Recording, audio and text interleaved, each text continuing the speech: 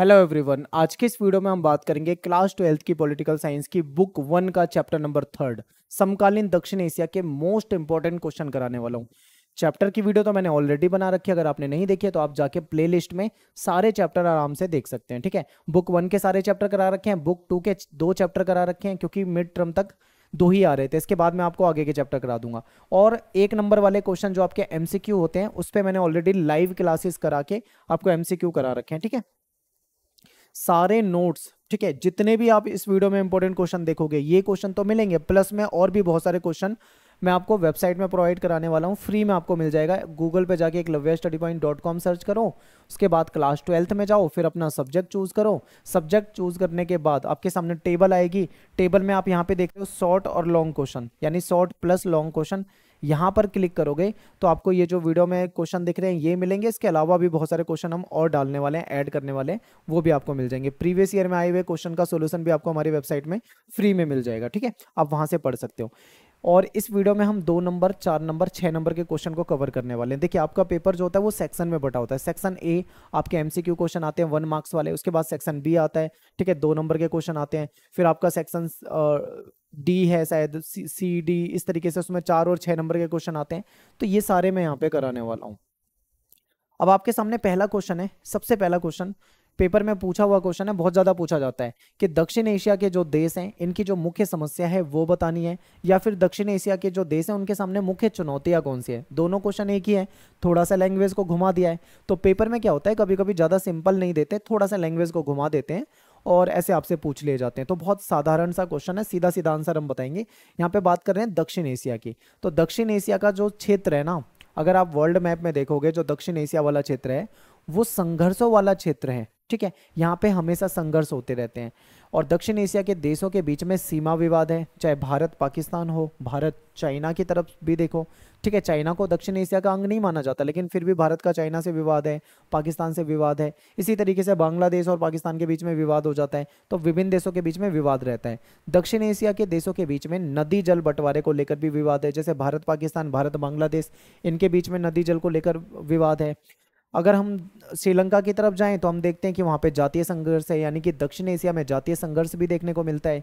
इसलिए हम कह सकते हैं कि ये संवेदनशील इलाका है, क्योंकि दक्षिण एशिया में जो देश आते हैं, चाहे वो भारत हो, पाकिस्तान हो, श्रीलंका हो, ठीक है, नेपाल, भूटान, ठीक है, श्रीलंका वगैरह, इन सब देशों के बीच में ना विवाद चलता रहता है, आपस में कभी बनती नहीं है सही तरीके से। तो ये सारे कारण हैं जिसकी वजह से दक्षिण एशिया चुनौतियों से भरा या फिर समस्याओं से भरा क्षेत्र है या संवेदनशील क्षेत्र है। जैसे भी आपके पेपर में पूछा आप बता सकते हैं। अगला क्वेश्चन है कि बताइए दक्षिण एशिया का जो देश है उनके सामने जो मुख्य चुनौतियां हैं उसको दूर करने के लिए क्या उपाय हैं, कैसे उसको दूर किया जा सकता है। तो उसके कुछ उपाय बताने हैं आपको। तो देखिए, इसका एक उपाय तो ये हो सकता है कि जो सार्क है इसका हर वर्ष सम्मेलन हो, उसमें सभी देशों के नेता एक दूसरे से मिलें, ठीक है, और उनके बीच में संवाद हो, यानी बातचीत हो। नदी जल बंटवारे को लेकर बातचीत हो, उसको सुलझाएं, आपस में बैठकर बातचीत के जरिए उसको सुलझाएं, ठीक है, संवाद के जरिए सुलझाएं। आतंकवाद के मुद्दे पर सभी एक साथ आएं और खुलकर आतंकवाद का विरोध करें। लेकिन दक्षिण एशिया के देशों में ऐसा होता नहीं, क्योंकि पाकिस्तान, बांग्लादेश खुलेआम यहाँ से आतंकवाद जारी रहता है, तो इसलिए ये हो नहीं पाता। फिर क्या है कि सीमा विवाद है अगर, तो उसको भी बातचीत के जरिए सुलझाने का प्रयास किया जाए, तो ये भी नहीं होता है। ठीक है, हमेशा विवाद चलता रहता है। तो ये कुछ प्रयास हैं जो किए जा सकते हैं जिससे शायद ये विवाद सुलझ जाए। अगला प्रश्न देखो, सार्क। सार्क को हिंदी में दक्षेस भी कहा जाता है। ठीक है, ये सफल क्यों नहीं हुआ। जैसे हम सुनते हैं ना, यूरोपीय संघ एक मजबूत संगठन है, सफल संगठन है, और आसियान एक मजबूत और सफल संगठन है, लेकिन जब सार्क का नाम आता है तो हम बोलते हैं सार्क एक ऐसा संगठन है जो पूरी तरीके से फेल है। ठीक है, फेल संगठन है। तो देखिए, दक्षिण एशिया का क्षेत्र जो है वो संघर्षों वाला क्षेत्र है, यानी संघर्ष बहुत है यहाँ पे। हमने देखा है विभिन्न देश आपस में लड़ते रहते हैं, उनकी बनती नहीं है। यहाँ जो सदस्य देश हैं इनके बीच में राजनीतिक मतभेद है। ठीक है, ये बड़ी समस्या है कि इनके राजनीतिक मतभेद ही खत्म नहीं होते हैं, ये एक समस्या है। और ये सभी देश जो हैं, जो ज़्यादातर भारत के अलावा सभी देश छोटे हैं, तो सभी छोटे देश भारत को संदेह की नज़रों से देखते हैं। ठीक है, उनको भारत पे शक होता है, उन्हें ऐसा लगता है कि भारत जो है साफ्टा की आड़ में इनके बाजार में सेंध लगाना चाहता है। अब ये साफ्टा क्या है, साफ्टा एक समझौता था जिसके जरिए दक्षिण एशियाई देशों में व्यापार बढ़ाने की बात की गई थी, लेकिन इन देशों को तो ये लगता है कि साफ्टा के जरिए हम इनके बाजारों को कहीं ना कहीं अपने कब्जे में लेना चाह रहे हैं। और इन देशों के बीच में आतंकवाद और सीमा विवाद, ये सारी समस्या है।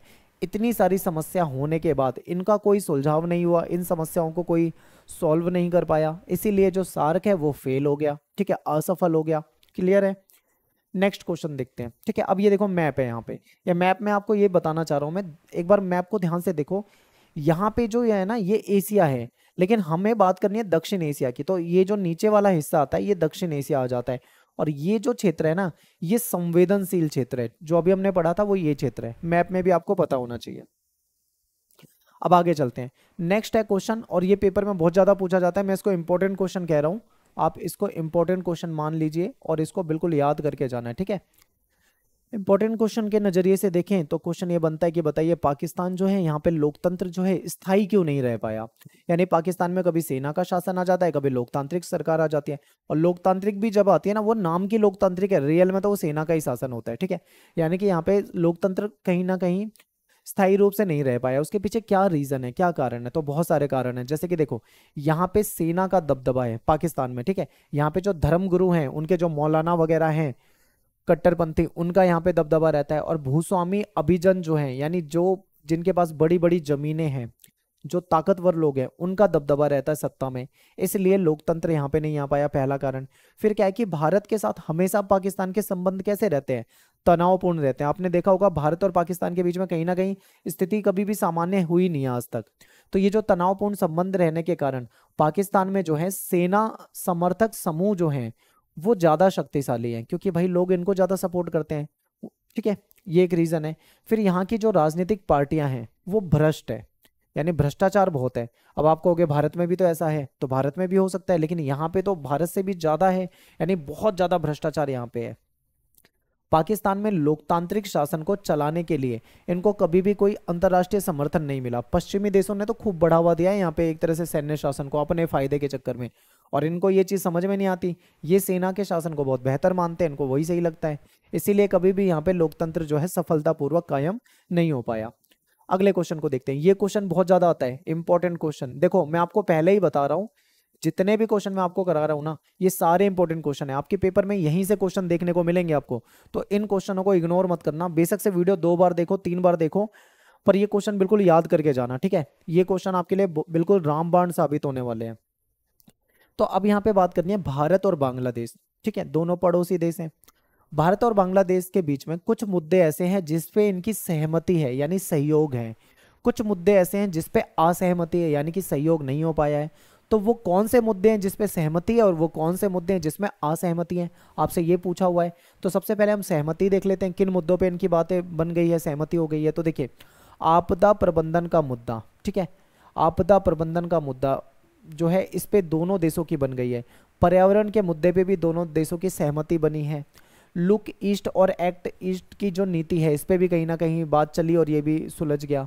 व्यापार वगैरह इन दोनों के बीच में होता था, तो व्यापार के मुद्दे पे भी सहमति हो गई थी, यहाँ तक तो ठीक था। लेकिन कुछ चीजें ऐसी हैं जिसपे असहमति, यानी कि जिसपे बात नहीं बन पाई। वो मुद्दे कौन से हैं? तो देखिए, गंगा ब्रह्मपुत्र नदी है ना, इसका जो जल है, इसके बंटवारे को लेकर कहीं ना कहीं दोनों के बीच में विवाद है, पहला पॉइंट याद रखना। सेकंड पॉइंट, भारत में इलीगल रूप से आप्रवास का मुद्दा। आप देखोगे भारत में करोड़ों की संख्या में, ठीक है, करोड़ों की संख्या में बांग्लादेशी रहते हैं जो कि इलीगल तरीके से भारत में आए हैं, भारत में बस गए हैं। कोई असम में रह रहा है, कोई कहीं रह रहा है वो बांग्लादेशी, लेकिन भारत में इलीगल तरीके से रह रहे हैं। और इस चीज का ना, जब भारत कहता है बांग्लादेशी, तो बांग्लादेश इसको मानने से इनकार कर देता है। इसके अलावा क्या है, भारत विरोधी जो कट्टरपंथी इस्लामी जमात है, ठीक है, आपने देखा अभी बांग्लादेश में क्या हुआ है, अभी वहां तख्ता पलट हुआ है, और खासकर वहां पे टारगेट किया गया हिंदुओं को। किस प्रकार से वहां पे जो माइनॉरिटी है उसके साथ गलत किया गया, उनको मार दिया गया, बलात्कार, रेप, हत्या सब हुआ वहां पे। तो यहाँ पे जो ये कट्टरपंथी इस्लामी जमात है, इसको समर्थन यहाँ पे ज्यादा मिलता है। और भारत को प्राकृतिक गैस निर्यात ना करने का फैसला, ठीक है, एक ये भी मुद्दा है, भारत को प्राकृतिक गैस निर्यात नहीं करने का मुद्दा जो है, ये भी एक असहमति का कारण है। लुके छुपे रूप से यहाँ से भी आतंकवाद कहीं ना कहीं भारत की ओर आता है, तो ये भी एक कारण है जिसमें असहमति है। नेक्स्ट क्वेश्चन, श्रीलंका जो है यहाँ पे जातीय संघर्ष है, उसके बारे में आपको बताना। तो देखिए, श्रीलंका जो है भारत के दक्षिण में है। आपने मैप में देखा ही होगा, जो दक्षिण भारत है यहाँ पे आपको एक देश दिखाई देता है जिसको श्रीलंका कहा जाता है, ठीक है। तो श्रीलंका जो है यहाँ पे एक जातीय संघर्ष है। जातीय संघर्ष क्या है? दो कम्युनिटी के बीच में, एक तरफ सिंगली कम्युनिटी है, दूसरी तरफ पे तमिल कम्युनिटी है, इन दोनों के बीच में विवाद है। देखिए श्रीलंका में जो बहुसंख्यक हैं वो सिंगली लोग हैं जो वहाँ के निवासी हैं, अल्पसंख्यक हैं वो तमिल लोग हैं जो भारत से वहाँ पे जाके बसे थे, ठीक है। श्रीलंका के बहुसंख्यक जो हैं वो सिंगली लोग, वो भारत से आकर बसे तमिल लोगों के खिलाफ आवाज उठाते हैं। वो कहते हैं कि भाई हम जो हैं, हम श्रीलंका के रहने वाले हैं, ये तो बाहर से आए हैं, इनके साथ किसी भी प्रकार की कोई रियायत नहीं बरती जानी चाहिए। सिंगली जो राष्ट्रवादी हैं उनका मानना है कि श्रीलंका में तमिलों के साथ कोई अच्छा बर्ताव, रियायत नहीं बरती जानी चाहिए, ठीक है। और तमिलों के साथ उपेक्षा भरा बर्ताव होता है, यानी कि उनके साथ एक तरह से इग्नोरेंस होती है, उन पे ध्यान नहीं दिया जाता, ठीक है। सरकार उनके खिलाफ रहती है। तो ऐसे में क्या हुआ, तमिलों ने एक उग्र संगठन बन गया, ठीक है। तमिल राष्ट्रवाद की बात उठाई थी इसने, इस उग्र संगठन ने, इसको लिट्टे कहा जाता है। तो 1983 के बाद से ये जो उग्र तमिल संगठन है जिसको liberation tiger of Tamil Eelam यानी लिट्टे कहा जाता है, ठीक है, ये बनाया गया। और इसका श्रीलंका की सेना के साथ विवाद रहा और ये विवाद चलता रहा, कई बार लड़ाई झगड़े, यहाँ तक कि श्रीलंका में गृह युद्ध तक हो गया था, ठीक है। ये सब हुआ। इससे तमिलों के लिए एक अलग देश की मांग की गई कि तमिलों, जहाँ पे तमिलों की संख्या ज़्यादा है वहाँ पे इन्होंने कहा कि भाई हमारे लिए एक अलग देश, स्वतंत्र देश श्रीलंका के अंदर बना देना चाहिए, जिसका जो सिंगली लोग हैं उसका खुलकर विरोध करते हैं। तो ये वहाँ की समस्या थी। अगला प्रश्न देखिए, एक बार क्वेश्चन को पढ़िए ध्यान से।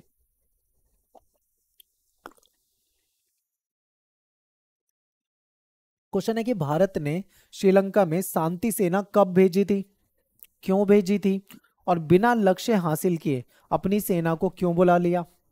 तीन क्वेश्चन है, कब भेजी, क्यों भेजी और वापस क्यों बुलाया, तीन चीजें।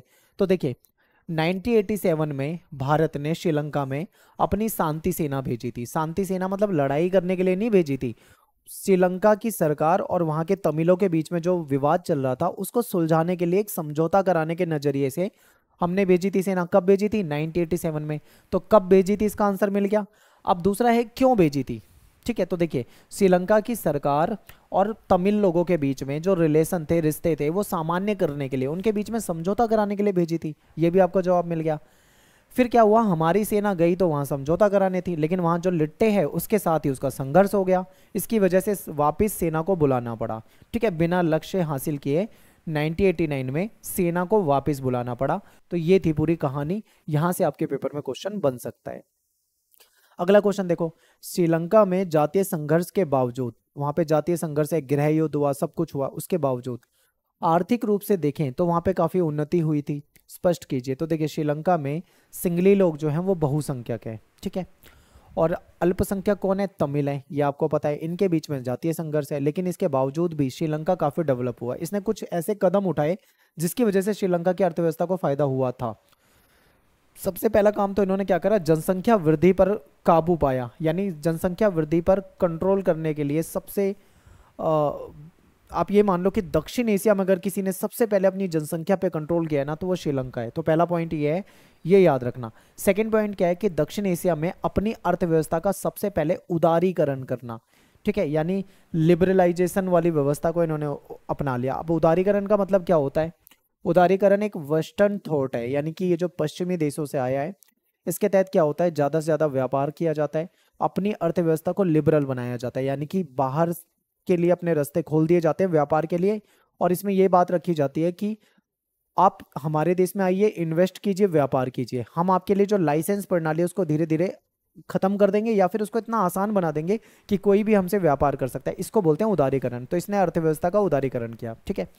श्रीलंका का जो सकल घरेलू उत्पाद है दक्षिण एशिया में सबसे ज्यादा है। अब सबसे ज्यादा का मतलब ये मत सोचना भारत से ज्यादा है, कहने का मतलब है श्रीलंका एक छोटी अर्थव्यवस्था है, उसकी क्षेत्रफल और उसकी अर्थव्यवस्था के हिसाब से देखें तो दक्षिण एशिया में सबसे ज्यादा है, ठीक है।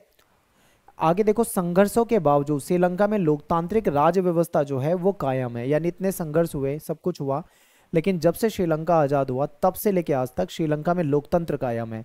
तो अब आपके मन में क्वेश्चन आ जाएगा, यहाँ पे दो तीन चीजें याद रखिए। श्रीलंका का पुराना नाम क्या है? हो सकता है पेपर में आ जाए। श्रीलंका का पुराना नाम सिलोन है। श्रीलंका कब आजाद हुआ था? 1948 में। भारत कब आजाद हुआ था? 1947 में। ये याद रखना कि भारत से 1 साल बाद श्रीलंका या आज़ाद हो गया था। ठीक है, तो ये 2-3 बातें और हैं जो आपको याद रखनी है। हो सकता है पेपर में कभी कभी शॉर्ट क्वेश्चन में एमसीक्यू में पूछ लेते हैं। अगला क्वेश्चन देखो, दक्षिण एशिया के छोटे देशों और भारत के पारस्परिक संबंधों का विश्लेषण कीजिए। ठीक है, दक्षिण एशिया के छोटे देश, मेनली अगर दक्षिण एशिया में देखें तो भारत ही एक बड़ा देश है। भारत के अलावा ज़्यादातर जो देश हैं वो सब छोटे हैं, चाहे वो नेपाल हो, चाहे वो भूटान हो, चाहे वो श्रीलंका हो, चाहे वो बांग्लादेश हो, चाहे मालदीव हो, सारे देश आपको भारत से काफ़ी छोटे नजर आएंगे। ठीक है, तो उसके बारे में आपको पूछा गया है। तो देखिए, भारत दक्षिण एशिया के मध्य में है। आप देखोगे जब भारत का मैप तो आपको पता लगेगा मध्य में, इधर मालदीव है, ठीक है, यहाँ श्रीलंका है, तो इधर बांग्लादेश है, नेपाल है, इस तरीके से सारे देश उसके इर्द गिर्द आपको दिखाई देंगे। तो भारत मध्य में है। भारत की सीमाएं जो हैं वो ज़्यादातर दक्षिण एशिया के जो देश हैं उससे मिलती है, कहीं ना कहीं हमारा बॉर्डर मिलता है। भारत का आकार जो है वो बहुत बड़ा है और भारत इन देशों से तो काफ़ी ताकतवर है। इसकी वजह से क्या होता है, भारत ज़्यादा ताकतवर है, जो छोटे देश हैं वो भारत को संदेह की नज़र से देखते हैं।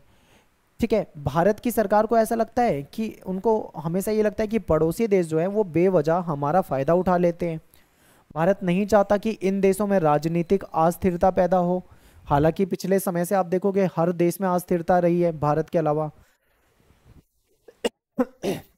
मालदीव में आपने देख लिया, श्रीलंका में आपने देख लिया, बांग्लादेश में आपने देख लिया, पाकिस्तान में तो रहता ही है, नेपाल तक में चाइना ने कहीं ना कहीं अपना दबदबा जमा लिया था। तो अर्थ इनके कहीं ना कहीं इनके यहाँ पे उथल पुथल तो मची हुई है और भारत नहीं चाहता कि इनके बीच में कोई भी अस्थिरता हो। छोटे देशों को लगता है कि भारत जो है वो दक्षिण एशिया में अपना दबदबा बनाना चाहता है। ठीक है, तो ये कन्फ्यूज़न है, उनको हमारे बारे में ऐसा लगता है लेकिन हमारे मन में उनके बारे में ऐसा विचार नहीं है। तो यही चीज़ आपको इस क्वेश्चन में बतानी थी। अगला क्वेश्चन देखो, ऑप्शन में दे रखे हैं, 2 क्वेश्चन है, मैं एक बार स्क्रीन के सामने से हट जाता हूँ, आप इसको रीड करो एक बार क्वेश्चन को। क्वेश्चन ये है कि दक्षिण एशिया की राजनीति में चीन और अमेरिका की जो भूमिका है उसको बताना है आपको। ठीक है, इसके अथवा में क्वेश्चन है कि दक्षिण एशिया में द्विपक्षीय संबंधों को प्रभावित करने वाली बाहरी शक्तियों को उदाहरण के साथ आपको विश्लेषण करना है। ठीक है, अब मैं यहाँ पे आपको 2 टिप्स देना चाह रहा हूँ जो मेरी बातों को समझना। एक तो आपका जो सपोर्टिंग मटेरियल होता है आप वहाँ से ज़रूर पढ़ना, वहाँ सारे क्वेश्चन जो हैं वो इम्पोर्टेंट है। दूसरा, आपको प्रीवियस ईयर के क्वेश्चंस को ज़रूर देखना है, प्रीवियस ईयर के क्वेश्चन जो हैं वो बहुत इंपॉर्टेंट है। ठीक है, तो इससे आपकी अच्छी प्रैक्टिस हो जाएगी, इन दोनों को इग्नोर मत करना। अब चलिए क्वेश्चन पे आते हैं। दक्षिण एशिया की राजनीति में चाइना और अमेरिका की भूमिका बतानी है। तो देखिए, चीन और अमेरिका जो है दक्षिण एशिया की राजनीति में अपना अहम भूमिका या अहम किरदार निभाते हैं। विकास की ज़रूरत और वैश्वीकरण के कारण एशिया के दोनों देश, भारत और चीन, जिनके बीच में कभी विवाद हो गया था, वो अब नज़दीक आ गए हैं। भारत और चाइना के बीच में जो व्यापार होता है बहुत बड़े लेवल पे होता है। आपने देखा होगा भारत में मिलने वाली हर दूसरी तीसरी चीज़ चाइनीज़ ही होती है। हम छोटी से छोटी चीज़ से लेके बड़ी से बड़ी चीज़ जो हम यूज़ कर रहे हैं कहीं ना कहीं चाइना से ही आती है। तो आप समझ जाओ कि व्यापार कितना है। और अमेरिका जो है कहीं ना कहीं वो नहीं चाहता है कि चाइना ज़्यादा मजबूत हो जाए, ठीक है, भारत ज़्यादा मजबूत हो जाए, तो ये सब रहता है। तो एशिया की राजनीति में कहीं ना कहीं इनका महत्वपूर्ण रोल है, इसको थोड़ा डिटेल में समझेंगे। देखिए, अमेरिका ने भारत और पाकिस्तान दोनों से अपने संबंध जो है शीत युद्ध के बाद बेहतर करे, क्योंकि भारत जो है आपको पता है शीत युद्ध के टाइम पे अमेरिका के ज़्यादा क्लोज नहीं था, सोवियत संघ के ज़्यादा क्लोज था। तो ऐसे में हमारे जो रिलेशन थे अमेरिका से अच्छे नहीं थे। लेकिन बाद में अमेरिका ने देखा कि भारत में एक अच्छी मार्केट है, इन्वेस्ट किया जा सकता है, पैसा बनाया जा सकता है, इसलिए उसने अपने रिलेशन ठीक करे। दोनों देशों में आर्थिक सुधार हो गए, उदारवादी नीतियाँ अपनाई गई। हमारे देश ने भी उदारवादी नीति अपनाई। पहले हमारे यहाँ पे संरक्षणवाद की नीति थी कि हम अपनी चीज़ों को बाहर नहीं बेचना पसंद करते थे ज़्यादा, हम चाहते थे हमारे देश के उद्योग आगे बढ़ें, देश के उद्योगों को ही हम तवज्जो देते थे। लेकिन हमें लगा कि वैश्वीकरण के दौर में तो हम पिछड़ जाएंगे, इसलिए हमने दुनिया के लिए अपने रास्ते खोल दिए। तो कहीं ना कहीं हमने उदारीकरण की नीति अपनाई। ठीक है, आगे देखो, अमेरिका में दक्षिण एशियाई मूल के लोग बहुत ज़्यादा संख्या में रहते हैं। दक्षिण एशिया का जो क्षेत्र है यहाँ पे जनसंख्या बहुत ज़्यादा है। बाजार का आकार देखें तो वो भी बहुत बड़ा है। इस कारण क्षेत्र की सुरक्षा और शांति के भविष्य से अमेरिका के हित बंधे हुए हैं। ठीक है, अगर दक्षिण एशिया सुरक्षित रहेगा, सब कुछ सही रहेगा, तो अमेरिका को फायदा रहेगा। उथल पुथल बहुत ज़्यादा रहेगी तो कहीं ना कहीं उसको बाजार, इन्वेस्टमेंट, इस मामले में नुकसान हो सकता है। सार्क जो है वो बहुपक्षीय साधनों के माध्यम से सहयोग विकसित करने के लिए एशियाई राज्यों के द्वारा की गई प्रमुख क्षेत्रीय पहल है। ठीक है, एशियाई राष्ट्रों ने क्या करा, अपना एक संगठन बना लिया सार्क। उसने सोचा कि इसके जरिए हमारी समस्याएं सुलझ जाएगी। हालांकि सार्क जो है वो कामयाब नहीं हो पाया, फेल हो गया। तो ये चीज़ आपको बतानी थी, ठीक है। तो यहाँ पे अपना ये जो चैप्टर है ये खत्म हो जाता है। टेलीग्राम ग्रुप जरूर ज्वाइन करो, लाइव सेशन ज़्यादा से ज़्यादा होने वाले हैं अब स्टार्ट हमारे। तो लाइव जो सेशन है हमारी या जो लाइव क्लास है, इसकी जो डिटेल है वो सारी आपको हमारे टेलीग्राम पे ही मिलेगी। तो इसके लिए आपको क्लास 12 ESP न्यू ग्रुप पे जाके हमारा टेलीग्राम ग्रुप सर्च करना है, और यहाँ पे आपको PDF नोट्स भी मिल जाएंगे, ठीक है। PDF नोट्स भी आपको यहाँ पे आसानी से मिल जाएंगे, तो आप वहाँ से डाउनलोड कर सकते हैं। और अगर आपको कुछ डाउट हो, कुछ पूछना हो, तो आप मुझे डायरेक्ट इंस्टाग्राम पे मैसेज कर सकते हैं। मुझे जब भी टाइम मिलेगा 2 दिन 4 दिन में मैं आपको रिप्लाई जरूर करूंगा। एकलव्य स्टडी पॉइंट आप मुझे इस नाम से सर्च कर सकते हैं, ये मेरा इंस्टाग्राम वाला नाम है, ठीक है, एकलव्य स्टडी पॉइंट। और मेरा असली नाम है सत्येंद्र प्रताप।